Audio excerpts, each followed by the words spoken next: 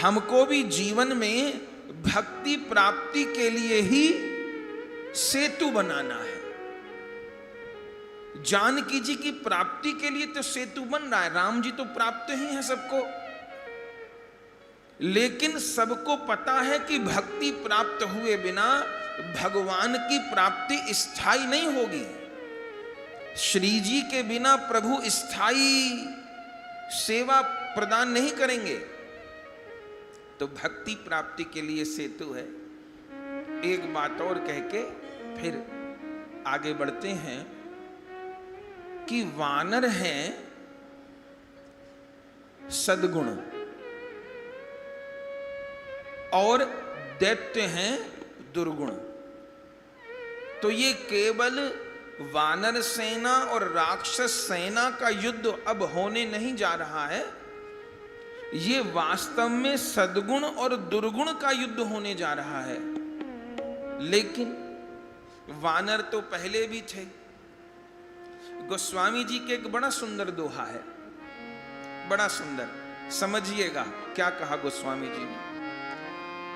गोस्वामी जी कहते हैं, तुलसी श्री रघुबीर बल, तुलसी श्री रघुबीर पर, सबे होत बलवान, सबे होत बलवान, बाली बैर सुग्रीव सो, बाली बैर सुग्रीव सो, कहा कियो हनुमान, कहा कियो हनुमान। आप समझे गोस्वामी जी क्या कहे? गोस्वामी जी कहे, तुलसी श्री रघुवीर बल सबे होत बलवान, बाली बैर सुग्रीव सो कहा कियो हनुमान। बाली का बैर सुग्रीव से कब से था? सुग्रीव भी जगह जगह भागता था, उनके साथ हनुमान जी भी जगह जगह भागते थे। तो हनुमान जी तो इतने बलवान हैं कि रावण को मुक्का मार के बेहोश कर देंगे युद्ध में अभी। तो उन्होंने उस समय सुग्रीव को क्यों नहीं बचाया? बाली को मार देते, वो मार भी सकते थे, पर कुछ नहीं किए। क्यों? बोले तुलसी श्री रघुवीर बल सबे होत बलवान। हनुमान जी पहले भी थे, पर सुग्रीव की कोई सहायता नहीं किए। किष्किंधा कांड में हमने सुना, हनुमान जी सुग्रीव की सहायता कब किए? पूरे युद्ध में इतनी बड़ी भूमिका कब? जब रघुनाथ जी आ गए। तो वानर सद्गुण है और दैत्य लोग दुर्गुण हैं। तो हमारे सद्गुण दुर्गुण पर विजय प्राप्त नहीं कर सकते। हमको खूब पता है कि क्रोध नहीं करना चाहिए। हम किसी से भी पूछेंगे तो बोले महाराज क्रोध तो बड़ी बुरी चीज है, ठीक, लेकिन जब कुछ आड़ी टेढ़ी बात होती है तो बोध धरा रह जाता है और क्रोध बोध के ऊपर हावी हो ही जाता है, नहीं हो जाता। सबरी जो बोध की विवेक की बातें हैं वो धरी रह जाती हैं और बोध के ऊपर क्रोध चढ़ बैठता है। सद्विचार के ऊपर विकार चढ़ बैठते हैं। हम बहुत अच्छे विचार रखते हैं, पर जब विकार प्रबल होते हैं तो विचार धरे रह जाते हैं और विकार प्रबल हो जाते हैं। बोध धरा रह जाता है, क्रोध प्रबल हो जाता है। तो बार बार सद्गुणों को दुर्गुण पीट देते हैं, पटक देते हैं। यही होता है हमारे जीवन में भी।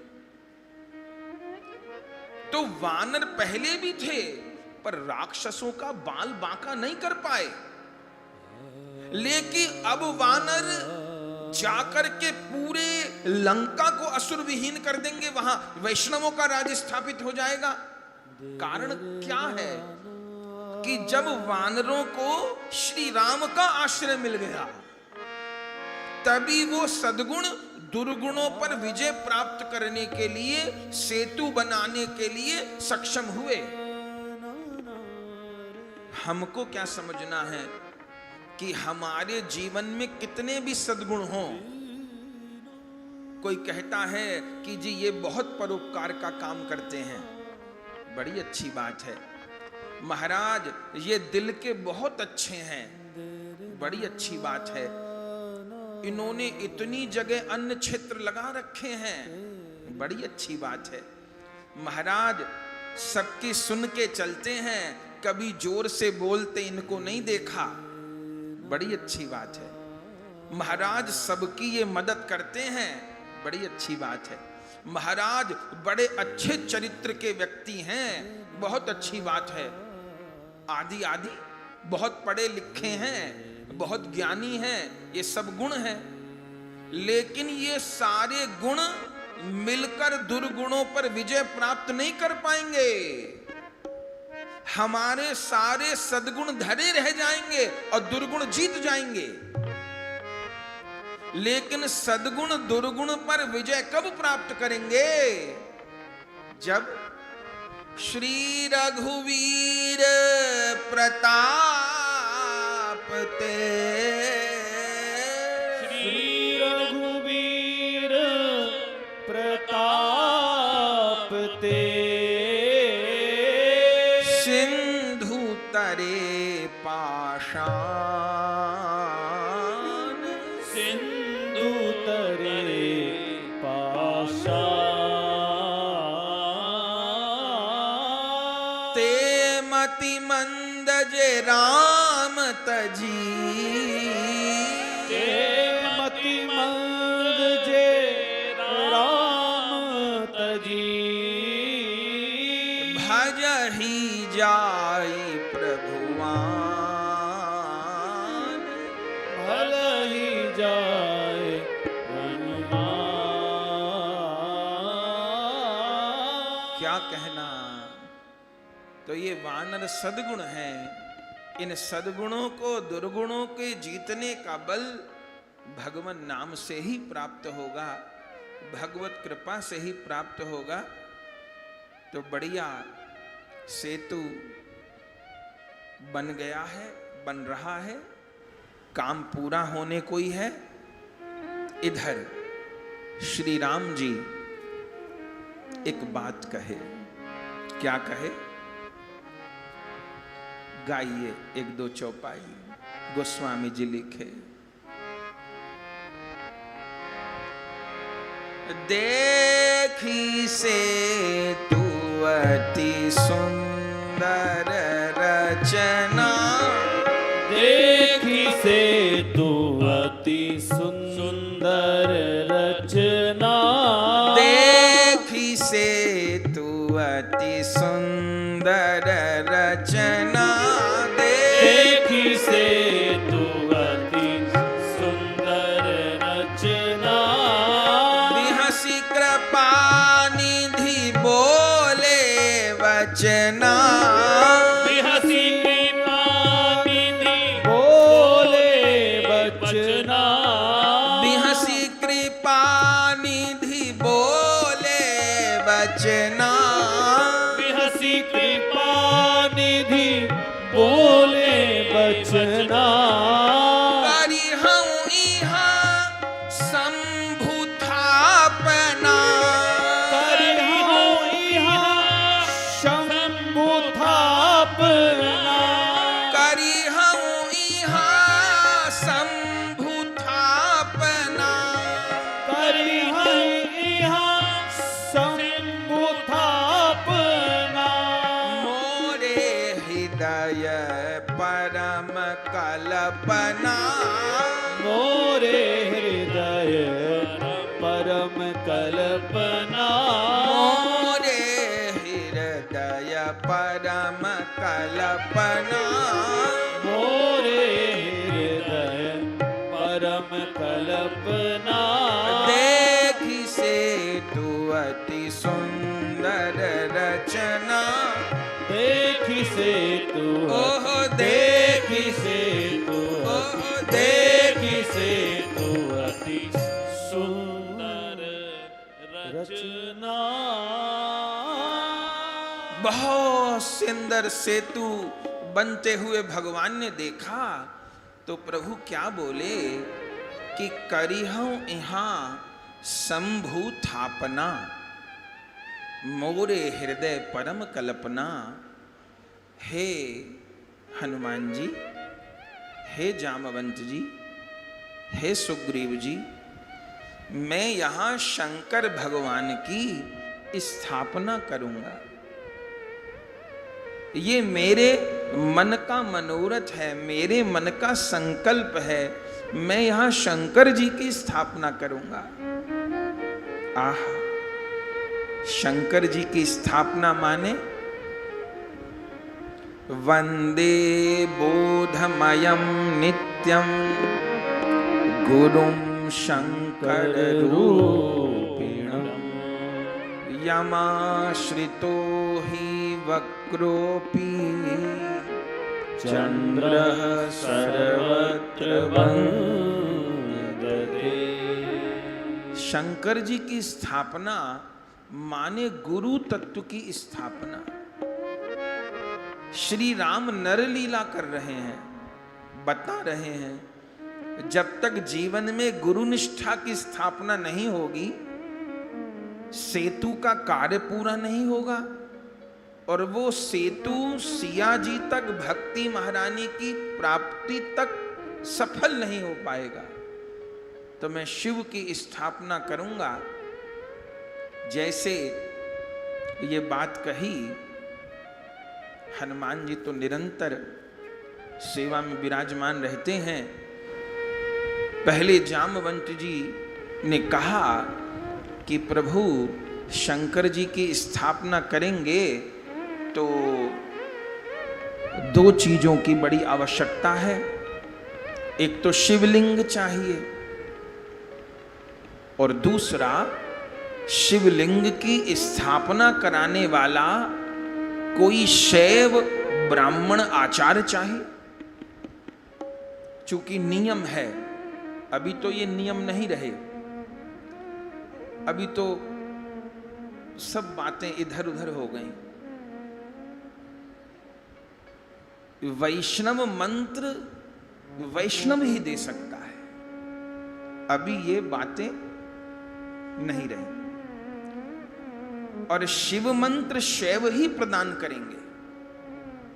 शक्ति मंत्र कोई शाक्त ही देगा। जो मंत्र हमको परंपरा से मिला ही नहीं, वो हम किसी को दे कैसे देंगे? हम ये नहीं कह सकते कि हमने पुस्तक में से देख लिया। अरे पुस्तक में से हम ऑपरेशन करने की विधि पढ़ लें पुस्तक में से, तो किसी का ऑपरेशन कर देंगे क्या? कि हम दवाइयों की किताब में से दवाइयां पढ़ लें तो क्लिनिक खोल लेंगे क्या? ना।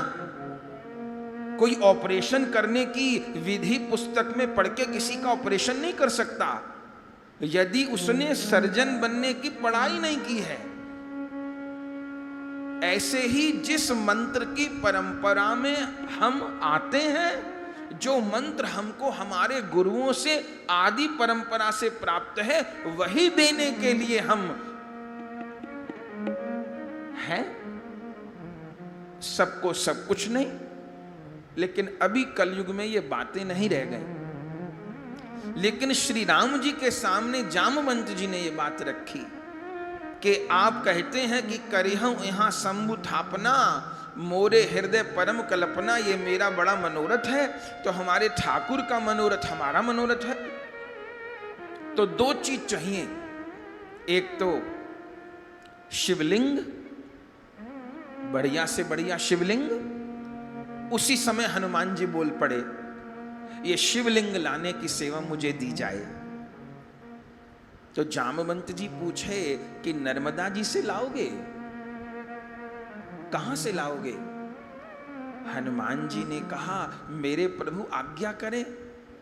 नर्मदा जी क्यों? इस हनुमान के लिए कैलाश भी दूर नहीं है। मैं अभी उड़ करके जाऊं कैलाश पर्वत पर और स्वयं सदाशिव भोलानाथ से ही उनका ज्योतिर्लिंग मांग लाऊं, और वे शिव मना भी नहीं करेंगे मेरे प्रभु के लिए। सब प्रसन्न हुए। यदि कैलाश पर्वत से ही कोई शिवलिंग आ जाए तो कहने ही क्या। बस ये कहते ही हनुमान जी तो उड़े, मैं अभी आया। वे चले गए कैलाश पर्वत शिवलिंग लाने। अब बात अटकी कि स्थापना किससे करवाई जाए। जामवंत जी ने अपना निर्णय दिया कि प्रभु कोई परम शैव ब्राह्मण आचार्य हो तो उसी के द्वारा शिव स्थापना करानी उचित है। विचार होने लग गया कि इस समय सबसे बड़ा शैव ब्राह्मण कौन है। ये कथा रामचरितमानस में तो नहीं है, लेकिन अन्य ग्रंथों में है, वहां से बोल रहे हैं। जैसे ये विचार सब लोग करने लगे, उसी समय दयालु श्री राम क्या बोले। जामवंत जी कहते हो इस समय पृथ्वी का सबसे बड़ा शैव ब्राह्मण मेरी समझ में तो दशानन ही है,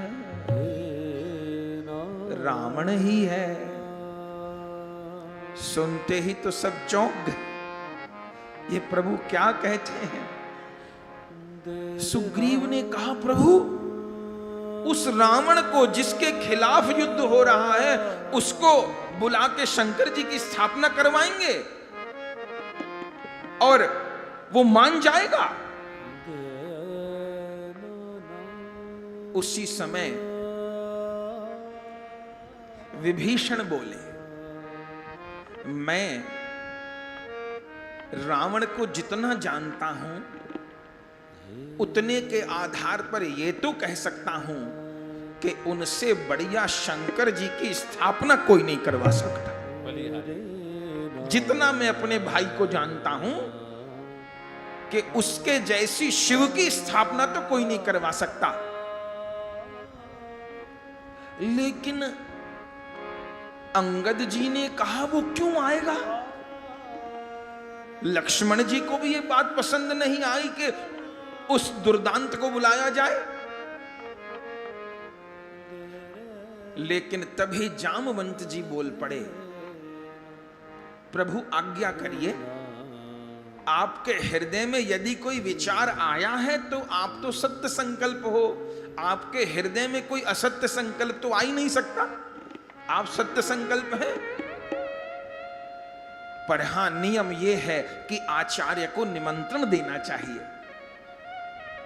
किन्हीं से कथा सत्संग सुनना है तो उनको निमंत्रण देना चाहिए, किन्हीं से कुछ कृपा ग्रहण करनी है तो उनको निमंत्रण देना चाहिए, प्रार्थना करनी चाहिए कि आप पधारिए। लेकिन समस्या ये कि रावण जैसे को निमंत्रण देने कौन जाए। जामवंत जी ने कहा यदि मेरे प्रभु मुझे आज्ञा करेंगे तो ये काम मैं कर लूंगा। ठीक है। श्री राम ने कहा जामवान जी आप जाइए और चूंकि आचार्य रूप में वर्ण करेंगे हम रावण का, मैं यजमान हूं वो आचार्य है, तो पहले मेरी ओर से प्रणाम करिएगा। क्योंकि अब हम रावण से संवाद नहीं कर रहे, अब हम किसी शैव ब्राह्मण से संवाद कर रहे हैं, तो पहली बात तो प्रणाम ही होगी। और फिर आप बात कह दीजिएगा, माने या ना माने वो उनकी इच्छा, पर हम लोग प्रस्ताव तो रखें। जामवान जी ने कहा ठीक है प्रभु मैं जाता। बड़ी रोचक कथा है। जब जाम्बवान जी गए, अब जाम्बवान कोई छोटा मोटा व्यक्तित्व तो नहीं है, ये तो सतयुग के हैं। कुंभकर्ण जैसा शरीर है जाम्बवान जी। जब चले हैं, अरे राम, पहले तो लंका में कोलाहल मच गया। बोले पहले तो बानर आया था, आपके तो भालू आया है। बानर तो लंका फूक गया, आपके तो कोई भालू रीछ आया है। पर जाम्बवान जी कुछ बोले नहीं। अच्छा, जाम्बवान जी रावण के शरीर संबंध में भी लगते हैं, आप जानते हैं। रावण के दादा के सगे भाई हैं जाम्बवान जी, माने दादा लगते हैं रावण के। आप कहेंगे कैसे? ब्रह्मा जी के पुत्र हैं पुलस्त, अब पुलस्त के पुत्र हैं विश्वेश्रवा, और विश्वेश्रवा का पुत्र है रावण। और जाम्बवान कौन है? जाम्बवान उन्हीं ब्रह्मा जी के मानस पुत्र हैं, और तत्वतः ब्रह्मा जी ने ही जाम्बवान जी के रूप में उतार लिया है श्री राम लीला में सहयोग करने के लिए। हनुमान जी के रूप में शंकर जी आए हैं, और जाम्बवान जी के रूप में ब्रह्मा जी आए हैं श्री राम की लीला में सहयोग करने के लिए। जाम्बवान को रास्ता सबने दे दिया, और जाम्बवान पहुंच गए सभा में। और जैसे जाम्बवान सभा में पहुंचे, रावण ने देखा तो उसी समय उठ करके प्रणाम किया। प्रणाम क्यों किया? शरीर संबंध से, कि ये मेरे दादा के भाई हैं, तो इसलिए थोड़ा बहुत शिष्टाचार तो है उसके यहां भी। प्रणाम किया, जाम्बवान जी को आसन दिया और कहा, कहिए रीछपति, ये दशानन आपकी क्या सेवा करे? जाम्बवान जी ने कहा, मैं इस समय ब्रह्मा का पुत्र बन के नहीं आया हूं, मैं इस समय अपने स्वामी श्री राम का दूत बन के आया हूं। कहिए, सर्वप्रथम मेरे स्वामी श्री राम ने आपको प्रणाम निवेदन किया है। कहिए। सब चौंक गए, जिससे तनातनी हो उसके यहां से प्रणाम आया है। कहिए। जाम्बवान जी ने कहा, मेरे प्रभु समुद्र के उस पार शिवलिंग की स्थापना करना चाहते हैं, और वो चाहते हैं इस समय पृथ्वी पर जो सबसे योग्य शैव ब्राह्मण आचार्य हो, उसके द्वारा शिवलिंग की स्थापना हो। तो सबने एक मत से स्वीकार किया कि इस समय दशानन ही सबसे बड़े शैव ब्राह्मण हैं। तो मैं अपने प्रभु श्री राम की ओर से आपको शिव मंदिर शिवलिंग स्थापना का निमंत्रण देता हूं, बताओ तुम्हें स्वीकार है? अरे राम, सुनते ही तो रावण चौंक गया।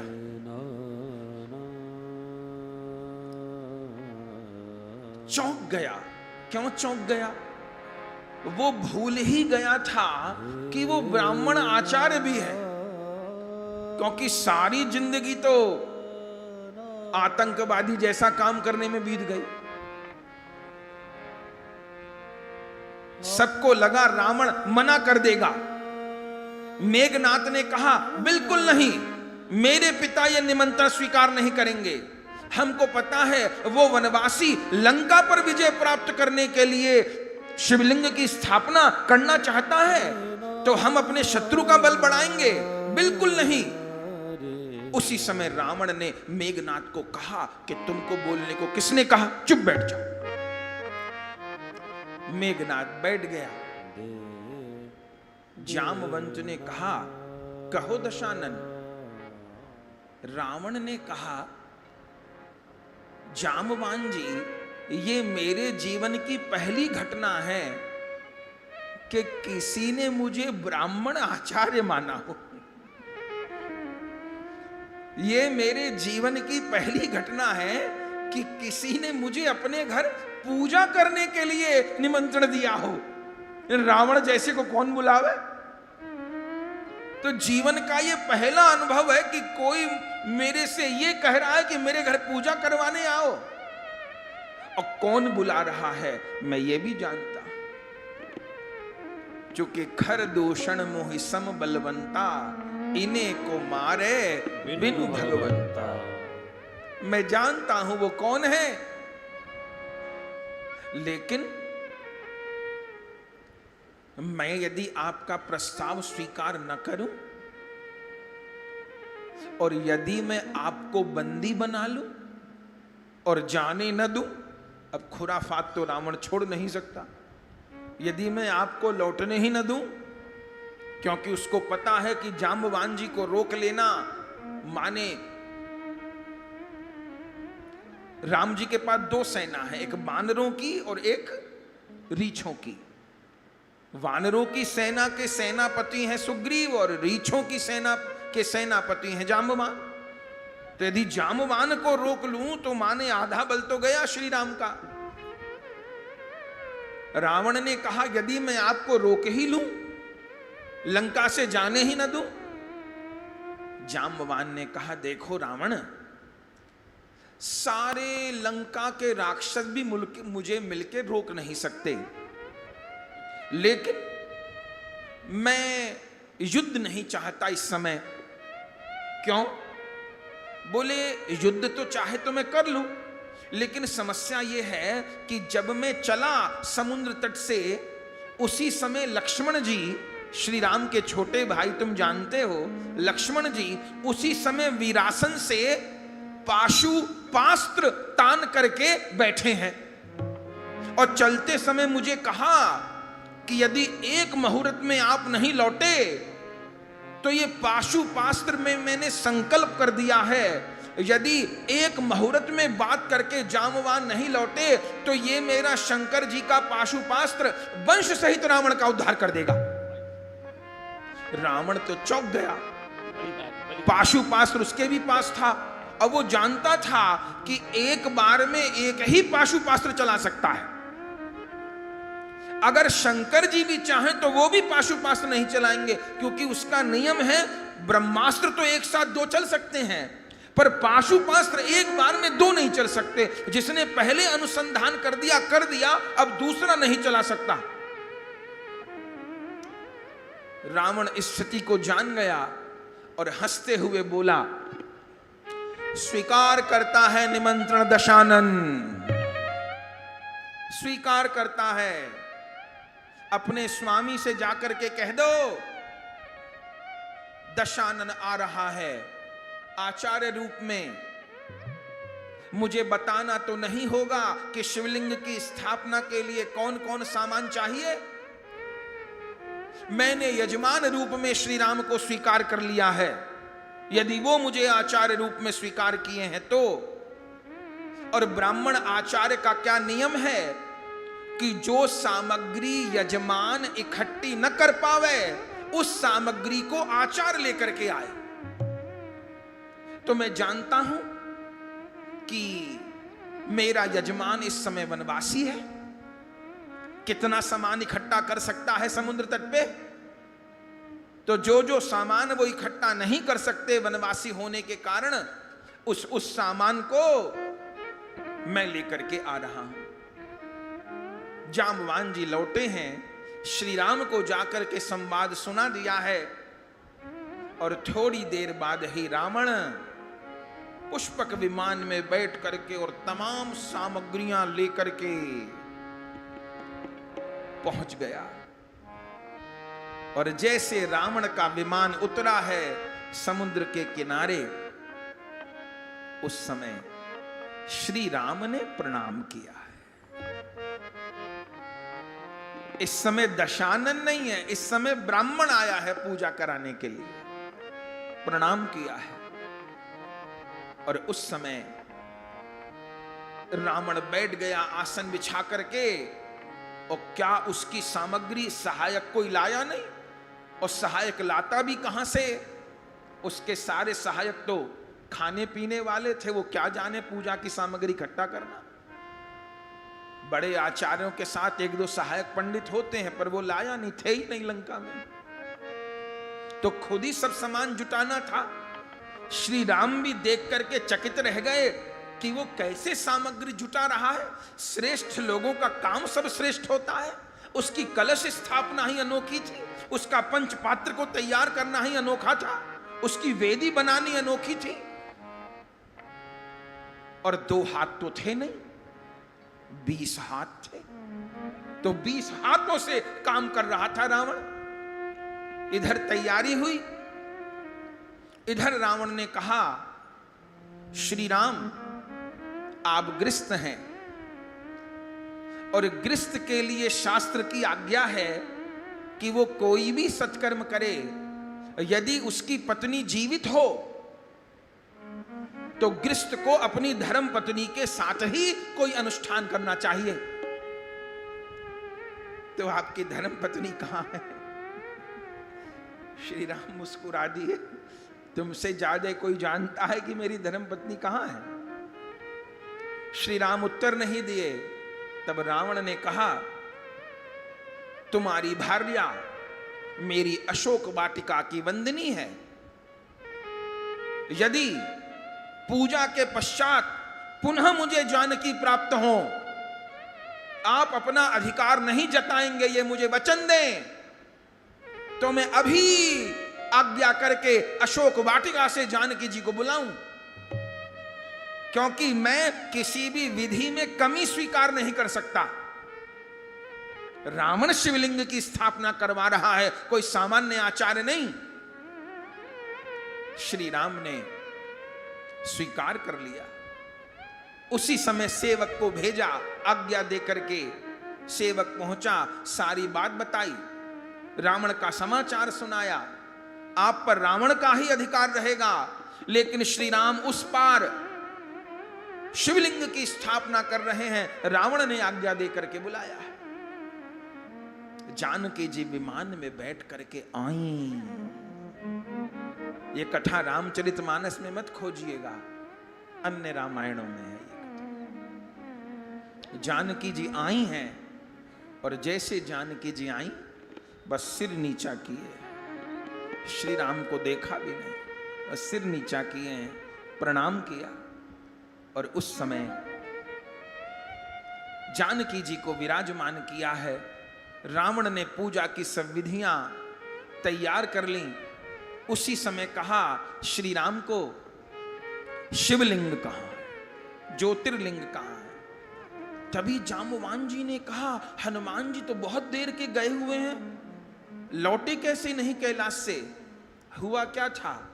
हुआ ये था कि हनुमान जी जब कैलाश पर्वत पर गए तो शंकर जी का अगस्त्य जी के साथ में सत्संग चल रहा था। तो बीच सत्संग में विक्षेप कैसे हो? तो हनुमान जी बैठे रहे और कैलाश पर्वत की समय की सुई किसी और गति से चलती है, तो कब शंकर जी शिवलिंग देंगे, हनुमान जी बैठे कुछ कह भी नहीं सकते। इधर रावण की सब तैयारी हो गई, रावण ने मुहूर्त भी देख लिया। श्री राम को कहा शिवलिंग चाहिए। श्री राम ने कहा, हनुमान कैलाश पर गए हुए हैं, लौटे नहीं, प्रतीक्षा करनी होगी। रावण ने कहा, मुहूर्त किसी की प्रतीक्षा नहीं करता, शुभ मुहूर्त निकला जा रहा है। मैंने अभी ज्योतिष से देखा है, यदि इस घड़ी में शिवलिंग की स्थापना होगी तो जिस उद्देश्य से शिवलिंग की स्थापना हो रही है वह कार्य पूरा होगा। तो मुहूर्त का उल्लंघन आचार्य नहीं कर सकता किसी के लिए भी। श्री राम ने कहा, तो आप आज्ञा करिए। तब रावण ने कहा, शिवलिंग की स्थापना के लिए किसी पाषाण के लिंग की ही आवश्यकता नहीं है, शिव की स्थापना तो पार्थिव लिंग से भी हो सकती है। तो क्या करें? तब सीता जी को आज्ञा दी, समुद्र की बालुका लेकर अपने पति के साथ बालुका की शिवलिंग बनाओ। आह!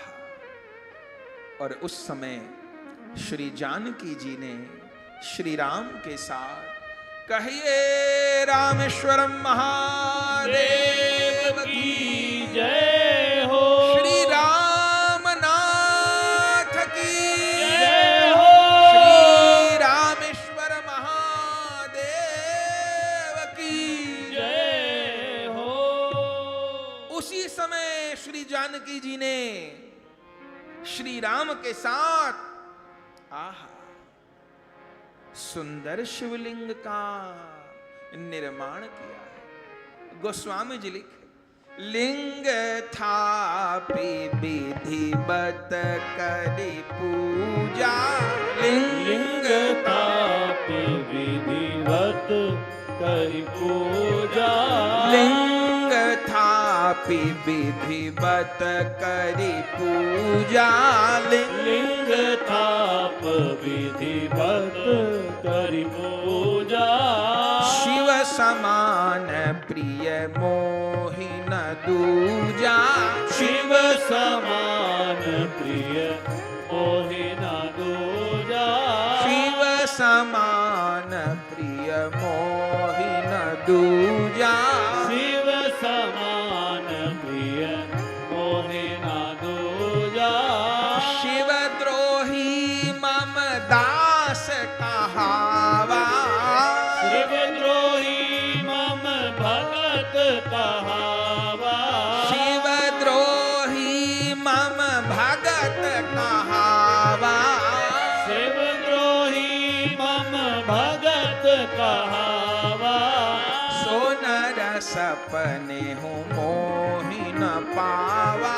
सो नर सपने हूँ मोहि न पावा। शंकर विमुख भगति चाह मोरी। शंकर विमुख भगति चह मोरी। सोनार की मूड़ मति थोरी। सोनार की मूड़ मति थोरी। सोनार की मूड़ मति थोरी। सोनार की मूड़ मति थोरी। लिंग थापि विधिवत करि पूजा।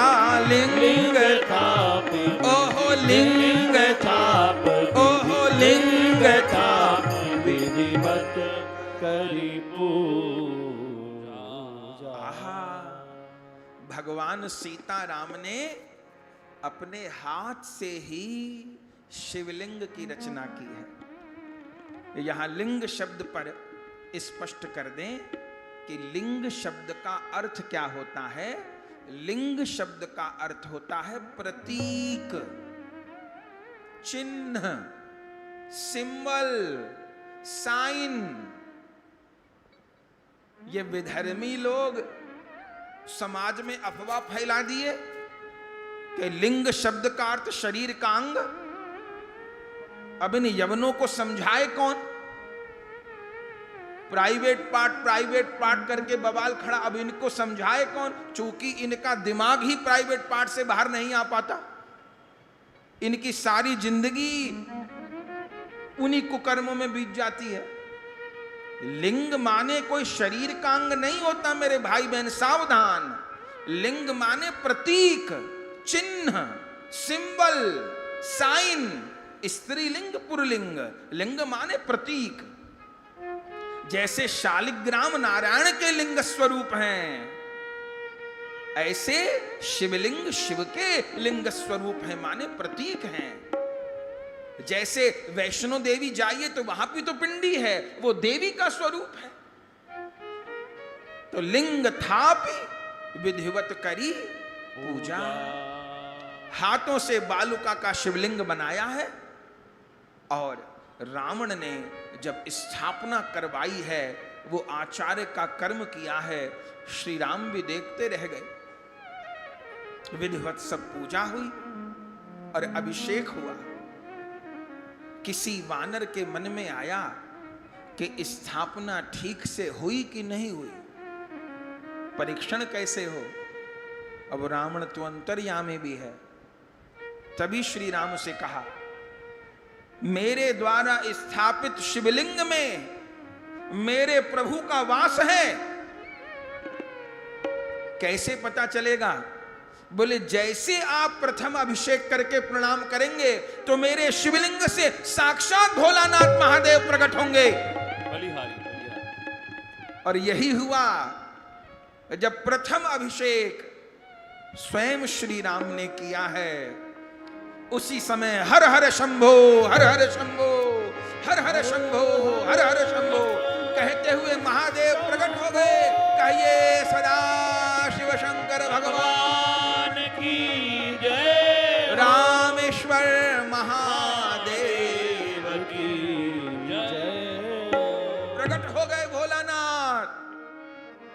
धन्य है। तब जाम्बवान जी ने कहा, इस शिवलिंग की नामावली क्या होगी, नामकरण क्या होगा? तब श्री राम ने कहा, इनका नाम होगा रामेश्वर। बोले, रामेश्वर शब्द का अर्थ क्या है? श्री राम ने कहा, रामेश्वर शब्द में तत्पुरुष समास है। व्याकरण में समास होता है, समास से शब्द की व्याख्या परिवर्तित हो जाती है। तो श्री राम ने कहा, इस रामेश्वर शब्द में तत्पुरुष समास है, तो व्याख्या क्या है? बोले, रामस्य ईश्वर स रामेश्वर। जो हैं राम के ईश्वर वो हैं रामेश्वर। उसी समय भोलानाथ बोल उठे, नहीं प्रभु, यहां तत्पुरुष समास नहीं है, तो यहां बहुब्रीहि समास है। तो रामेश्वर शब्द का अर्थ क्या है? भोलानाथ ने अर्थ किया, रामः ईश्वर यस्यासौ रामेश्वर। राम जिनके ईश्वर हैं वो है रामेश्वर। राम जी कहे जो राम के ईश्वर हैं वो है रामेश्वर, तत्पुरुष समास है। शंकर जी नहीं कहे, नहीं, बहुब्रीहि समास है। रामः ईश्वर यस्यासौ रामेश्वर। राम हैं जिनके ईश्वर वो है रामेश्वर। अब तो बात अटक गई कि कौन व्याख्या है, तो पूरी विपरीत व्याख्या हो गई। जो राम के ईश्वर हैं या राम जिनके ईश्वर हैं। इसी समय ब्रह्मादिक देवता प्रकट हो गए और उस समय ब्रह्मादिक देवताओं ने बात को पूरा किया। बोले, यहां ना तत्पुरुष समास है, ना यहां बहुब्रीहि समास है, यहां कर्मधारय समास है। बोले, कर्मधारय समास में क्या अर्थ बनेगा? बोले, यो राम स ईश्वर। जो राम है वही ईश्वर माने शिव है। जय जयकार हो गई। और उस समय सारे तीर्थ आके प्रकट हुए हैं। आप रामेश्वर दर्शन करिए तो महाराज जो कभी न नहाता हो उसका साल भर का स्नान हो जाए रामेश्वरम। आप यदि गए हो, अभी तो कपड़ा बदलने की व्यवस्था हो गई, पहले तो गीले कपड़ों में ही दर्शन होता था। वहां 27 कूप हैं। पूरी विधि है रामेश्वर दर्शन की। पहले अग्नि तीर्थ माने समुद्र में स्नान किया जाता है, फिर टिकट लगती है। तो 27 कूप हैं। माने श्री राम जब स्थापना करने लगे, अभिषेक करने लगे, तो सारे पृथ्वी के तीर्थ आके प्रकट हो गए श्री राम की सेवा में। तो श्री रामचंद्र जी ने सबकी स्थापना की, तो वहां 27 कूप हैं। टिकट लेकर के जाते हैं, हर कूप पे, हर सरोवर पर एक पंडा खड़े होते हैं, वो बाल्टी भरते हैं और सिर पे पलट देते हैं। आदमी नहाता ही रहे घंटा 2 घंटा, तो सब सिर पे जल पड़त। उस सरोवर पे जाइए, फिर वो एक बाल्टी पलट देंगे, फिर जाइए, फिर दूसरी बाल्टी, फिर तीसरी बाल्टी। 27 बाल्टी से तो स्नान हो जाए कम से कम। और फिर पानी पानी हुआ रहता है मंदिर में। अब तो कपड़ा बदलने की इस बार तो देखे व्यवस्था, पहले तो हमने गीले कपड़े में स्नान दर्शन किया है। शरीर से जल चूता रहता है, उन्हीं गीले वस्त्रों में सब पहुंच जाते हैं। और मर्यादा क्या है कि रामेश्वरम भगवान पर कोई सीधा जल नहीं चढ़ाता, वहां पर ब्राह्मण को जल दिया जाता है और वो चढ़ाते हैं। गंगा जल सब भक्त लोग लेके जाते हैं। अभी वर्णन आएगा, श्री राम महिमा सुनाएंगे रामेश्वरम की, तो फिर जल चढ़ता है। तो सारे तीर्थ आकर के वहां पर एकत्र हो गए, साक्षात शिव ही प्रकट हो गए। तो स्थापना में क्या कमी थी? सारी पूजा हो गई। उस समय रावण ने कहा, अब कार्य पूरा हो गया, मुझे जाना होगा। श्री राम ने कहा, ऐसे नहीं जाने देंगे। अरे आचार्य से पूजा कराई तो दक्षिणा नहीं देंगे क्या? पंडित जी से पूजा कराएंगे तो दक्षिणा नहीं देंगे क्या? जब रावण आचार्य बना है तो श्री राम दक्षिणा भी देंगे, तो मैं आपको क्या दक्षिणा दूं? रावण ने कहा, क्या देंगे? श्री राम ने उदारता प्रकट कर दी, जो आप चाहो।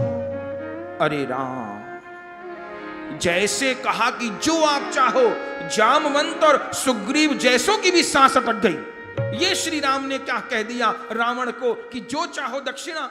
ये तो पहले ही आंख गड़ाए हुए है सीता जी पे, कहीं कह दिया मुझे सीता दो तो बात ही अधर में लटक जाएगी। श्री राम ने कहा कि जो आप दक्षिणा चाहें। आहा, उस समय रावण ने क्या कहा? लंकापति को धन की दक्षिणा नहीं चाहिए, जय भूमंडल पर जिसने राज किया हो उसको भूमि की दक्षिणा भी नहीं चाहिए, तो जो चाहिए सो मांगो। तब रावण ने यही कहा, मेरे संपूर्ण वंश का आप ही के द्वारा उद्धार हो, और अंतिम समय आप मेरे सामने हो और आपका नाम मेरे मुख पे हो, मुझे यही दक्षिणा चाहिए। चूंकि तामस तन कछु साधन नाही, प्रीति न पद सरोज के माही। मेरा तामसी शरीर है, मुझसे भजन नहीं होता, और मुझे यह भी पता है कि जन्म जन्म मुनि जतन कराही, अंत राम कही आवत नाही। तो दक्षिणा यही चाहिए कि अंतिम समय तुम मेरे सामने हो और तुम्हारा नाम मेरे मुख पर हो। श्री राम ने कहा, तथास्तु। दक्षिणा दे दी, और दक्षिणा देने के बाद यजमान का क्या कर्तव्य है? दक्षिणा भी देंगे और आचार्य को प्रणाम भी करेंगे। तब भगवान सीताराम रावण को प्रणाम किए। इस समय यजमान है श्री राम, और जैसे प्रणाम किया तो आचार्य का क्या नियम है कि आचार्य यजमान को आशीर्वाद देगा।